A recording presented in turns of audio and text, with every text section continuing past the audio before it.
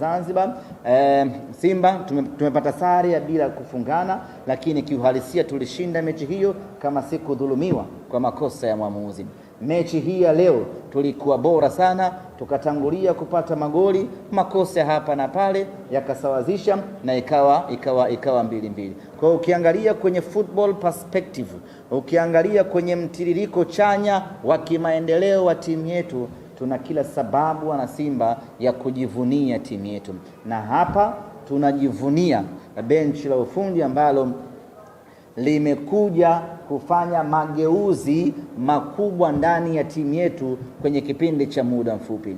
Kumbukeni ndugu zangu waandishi wa habari na wana Simba, tulikuwa wateja huko nyuma, tulikuwa tunaburuzwa kadri wanavyotaka wao. Wanakuja kwenye mechi wakiwa na uhakika wa ushindi, lakini msimu huu imekuwa ni tofauti kabisa. Mechi zote mbili wameshuhudia hata wao wenyewe ya kwamba Simba hii ina mabadiliko makubwa. Hivi sasa wakikaa kuizungumzia Simba, wanaizungumzia timu ambayo inawatishia maisha kwa upande wao. Wanapokaa kuizungumzia Simba, wanazungumza kwa heshima na adabu na uoga ndani yake, kwa sababu katika mechi zote mbili za ligi kuu ya NBC ni wao ndio ambao wameponea chupu. Na kama si makosa ya mwamuzi, na kama si makosa ambayo yamefanyika hii leo, Nyama alikuwa anaondoka na alama 6 ndani ya ligi kuu ya NBC msimu huu. Kwa sisi tuna pande zote mbili.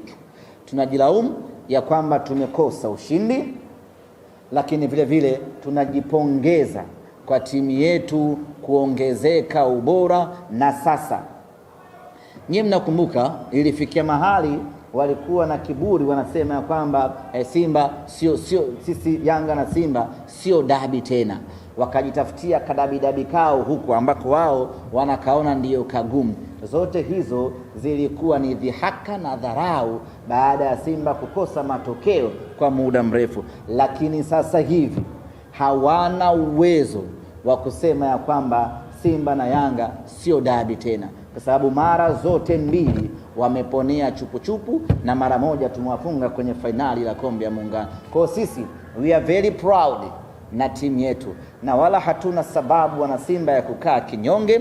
Kazi kubwa ya kufanya mageuzi ya timu yetu imefanyika.